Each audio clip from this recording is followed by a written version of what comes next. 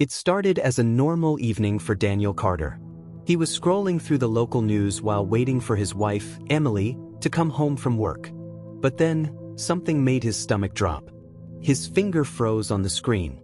A photo stared back at him from a breaking news article, a photo of Emily. The headline sent a chill down his spine. Missing woman, Emily Carter, reported missing by family, last seen 2 days ago. Daniel's heart pounded in his chest. This had to be a mistake. Emily wasn't missing. She had just left that morning, kissed him goodbye, and promised to bring home dinner. And yet, there she was, her face plastered on a missing persons report. A horrifying thought crept into his mind. If Emily's missing, then who did I talk to this morning? Shaken, Daniel clicked on the article. It stated that Emily's parents had reported her missing after she failed to answer their calls for 2 days. The last time anyone had seen her was when she left her office on Monday night. But today was Wednesday, which meant Daniel had been with someone who looked exactly like his wife. Someone who had lived in their house, worn her clothes, and even slept beside him. His hands trembled as he dialed Emily's number. It rang once, twice, and then went straight to voicemail. He tried again. Nothing. Daniel rushed upstairs to check their bedroom. Emily's purse was gone, along with the clothes she had worn that morning. Even her toothbrush was still in the bathroom, wet from use. Nothing seemed out of place. It was as if she had never left. But if everything was normal, why did her parents believe she was missing? And why hadn't she contacted them? A sinking feeling settled in his stomach. There was only one way to get answers. He grabbed his keys and raced out the door. If anyone knew what was going on, it would be Emily's parents. By the time Daniel arrived at his in-laws' house, his mind was spinning with worst-case scenarios. Maybe it was a misunderstanding. Maybe Emily had just forgotten to check her phone. But the second he saw her mother's tear-streaked face, he knew something was terribly wrong. "Where is she?" her mother sobbed. "Where's my daughter?" Daniel swallowed hard. "She's at work. Or she was this morning. I saw her. She left just like she always does." Emily's father stepped forward, his face lined with concern. "Son, we haven't heard from her in days. She hasn't been to work since Monday. Her boss said she never showed up yesterday or today." Daniel felt like the air had been knocked from his lungs. "That's impossible. She was just here. I spoke to her this morning." Her mother shook her head, her eyes filled with fear.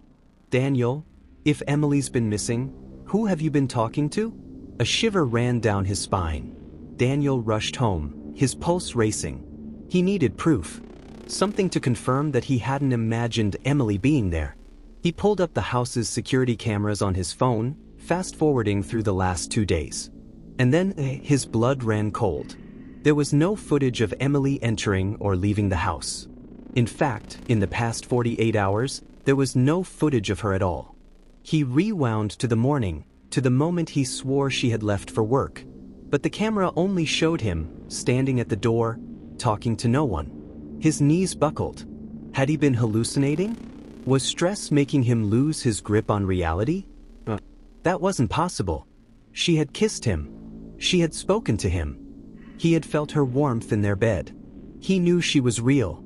A buzzing sound snapped him out of his thoughts. His phone. A new message. He grabbed it with shaky hands and stared at the screen. It was from Emily's number.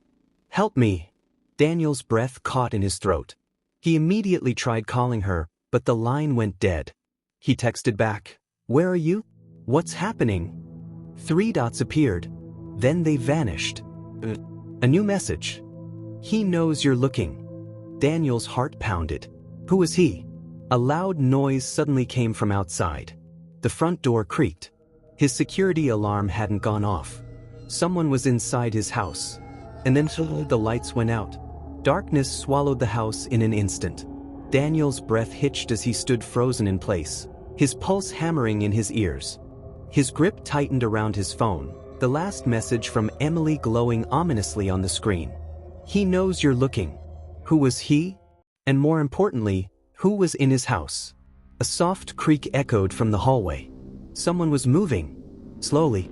Deliberately. Daniel's instincts screamed at him to run, but he forced himself to stay quiet. His eyes flicked toward the kitchen, his only hope of finding something to defend himself with. Steeling his nerves, he moved cautiously, taking slow, measured steps toward the counter where the knives were kept. Another creak. Closer this time. He reached the counter and carefully wrapped his fingers around the handle of a kitchen knife. His grip was slick with sweat, but he held on tight. Then, taking a deep breath, he turned toward the hallway.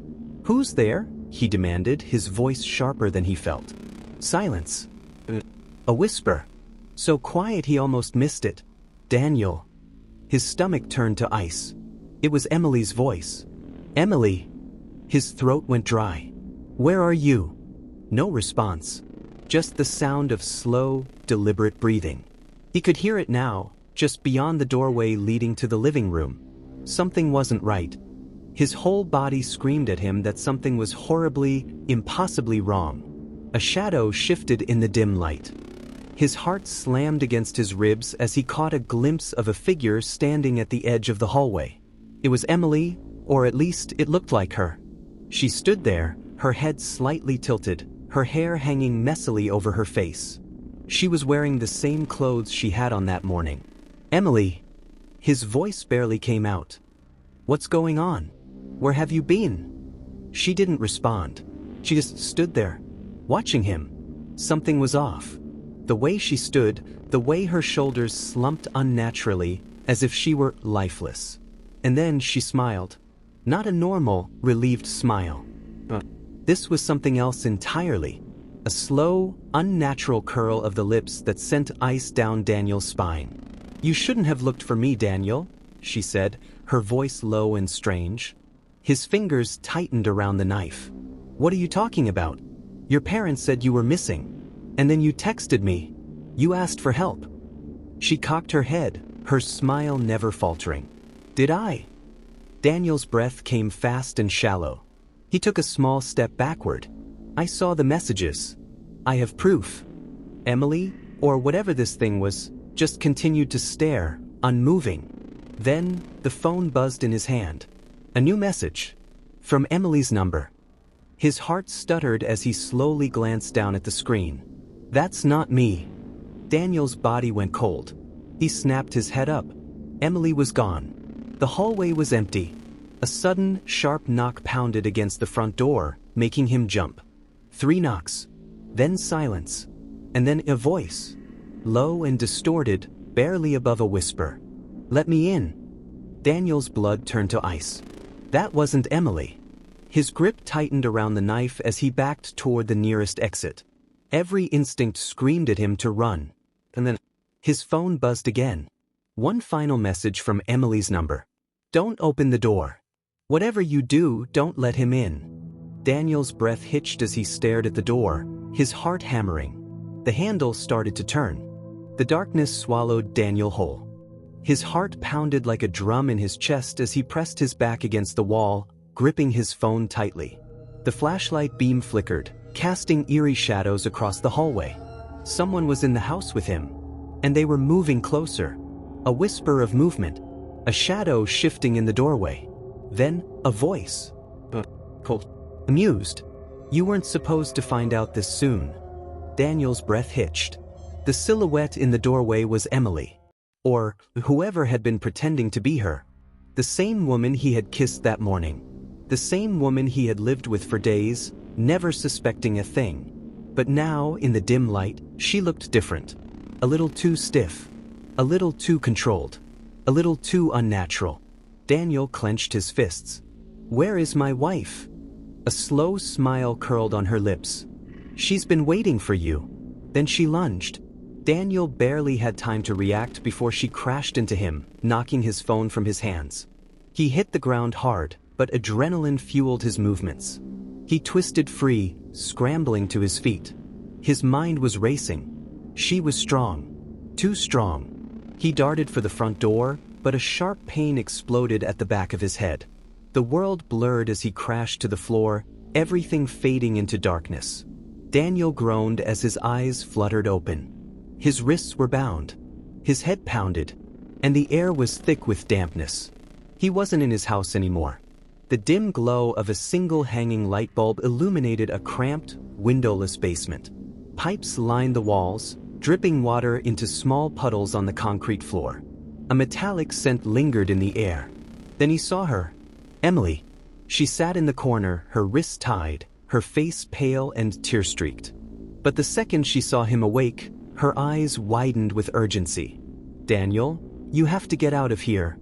Before he could respond, footsteps echoed from above. A door creaked open, and he stepped inside. Daniel's stomach turned cold. It was Emily's boss, Nathan Reed, the man who had hired her 2 years ago, the man who had always been a little too interested in her. Nathan chuckled, hands in his pockets. "Ah, Daniel, you weren't supposed to be involved in this." Daniel's jaw tightened. What the hell is going on? Nathan took a slow step forward. "I told Emily this could have been avoided if she had just played along." His voice was smooth, calculated. But she didn't listen. Emily flinched at his words, fear flashing across her face. Daniel seethed. "Played along with what?" Nathan smirked. "With the plan." His words dripped with amusement as he continued, "I knew from the moment I met her, Emily wasn't meant for you. She was meant for something greater. Something better." Daniel clenched his fists. "You took her. You replaced her." Nathan's grin widened. "Smart man." Daniel's mind spun. It all made sense now. The imposter. The way she acted just close enough to Emily but still off. The missing security footage. The fact that Emily had been reported missing before Daniel even realized something was wrong. Nathan had planned everything. "Where is she?" Daniel demanded. Nathan sighed, shaking his head. "You're asking the wrong question." Then he gestured to the imposter, the woman who had pretended to be Emily. "Meet Claire." Daniel stared, his pulse hammering. She looked exactly like Emily. Same face. Same voice. But now, standing under the flickering light, he could see the tiny differences. The way her lips curled slightly wrong. The cold emptiness in her eyes. Emily spoke up, her voice shaking. "She's not just a lookalike, Daniel. She's a creation." Daniel's blood turned to ice. "She's a clone." A heavy silence filled the room. Nathan tilted his head. "I prefer the term improved version." Daniel's stomach churned.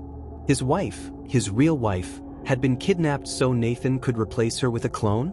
Nathan chuckled at the look of horror on his face. "You have to understand, Daniel. We're on the brink of something incredible. A world where perfection isn't just a dream, it's engineered. Claire is just the beginning." Emily's voice was raw with desperation. "He's been working on this for years, Daniel.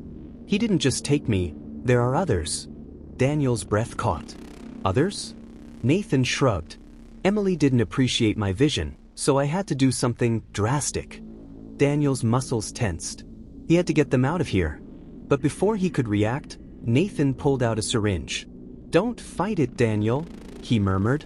"It'll be easier if you just forget." The needle glinted under the light as Nathan lunged forward. Daniel acted on instinct.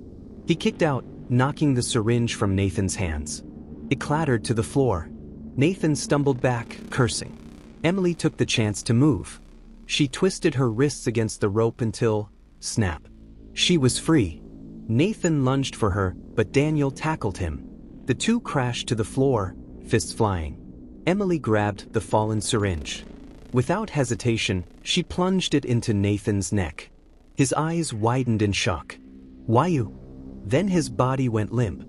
Panting, Daniel grabbed Emily's hand. "We have to go. Now." They raced up the stairs, barreling through the door and into a dimly lit hallway. Daniel's mind was screaming for them to move faster. As they neared the exit, Emily gasped. "Wait, the others." Daniel turned. There, in another room, were more women. More Emilys. His stomach churned. They didn't have time to process it. Alarms blared as the building locked down. Security was coming. Daniel made a split-second decision. "We have to expose this. We'll come back." Emily hesitated, then nodded. They burst through the final door and into the cold night air. Their freedom. As they disappeared into the shadows, Daniel glanced back at the facility. It wasn't over. Not yet. Then his phone buzzed. A single message appeared. You were never supposed to know the truth. Daniel's breath caught in his throat. And then, the screen went black.